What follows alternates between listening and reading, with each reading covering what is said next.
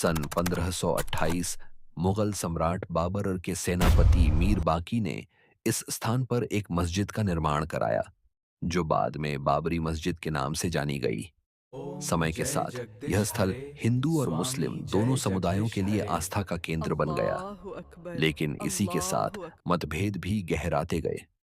British शासन के दौरान 1859 में इस विवाद को नियंत्रित करने के लिए इस स्थल को दो ओम हिस्सों में जय बांट दिया गया। जगदीश हरे। एक हिस्सा स्वामी जय हिंदुओं के लिए जगदीश हरे। और दूसरा मुसलमानों अल्लाहु के लिए। अकबर। लेकिन यह अल्लाहु व्यवस्था स्थायी समाधान नहीं बन सकी। दिसंबर 1949 एक रात विवादित ढांचे के अंदर रामलला की मूर्तियां दिखाई दी। इसके बाद प्रशासन ने इस स्थल को सील कर दिया और मामला अदालत तक पहुंच गया। साल 1986 जिला अदालत के आदेश से इस स्थल के ताले खोल दिए गए। इसके बाद हिंदू पक्ष को पूजा की अनुमति मिली। यह घटना इस मुद्दे को पूरे देश में चर्चा का विषय बना गई। 1990 के दशक में राम मंदिर आंदोलन ने तेजी पकड़ी। हजारों कारसेवक इस आंदोलन से जुड़े। यह मुद्दा देश की राजनीति और समाज दोनों के केंद्र में आ गया। 6 दिसंबर 1992 एक ऐसा दिन जिसने इतिहास की दिशा बदल दी। विवादित ढांचा गिरा दिया गया। इसके बाद देश के कई हिस्सों में तनाव और दंगे हुए। यह घटना भारत के इतिहास की सबसे संवेदनशील घटनाओं में से एक बन गई। इसके बाद मामला अदालत में चला गया। इलाहाबाद हाई कोर्ट से लेकर सुप्रीम कोर्ट तक सालों तक सुनवाई चलती रही।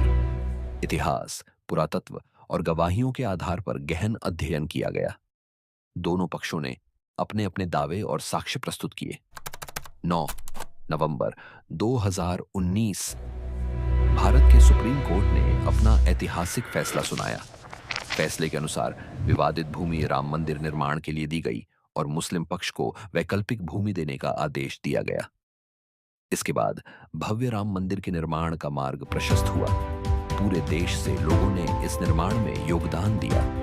आस्था, समर्पण और विश्वास के साथ मंदिर निर्माण का कार्य शुरू हुआ। 22 जनवरी 2024 वह ऐतिहासिक दिन जब अयोध्या में राम मंदिर की प्राण प्रतिष्ठा संपन्न हुई।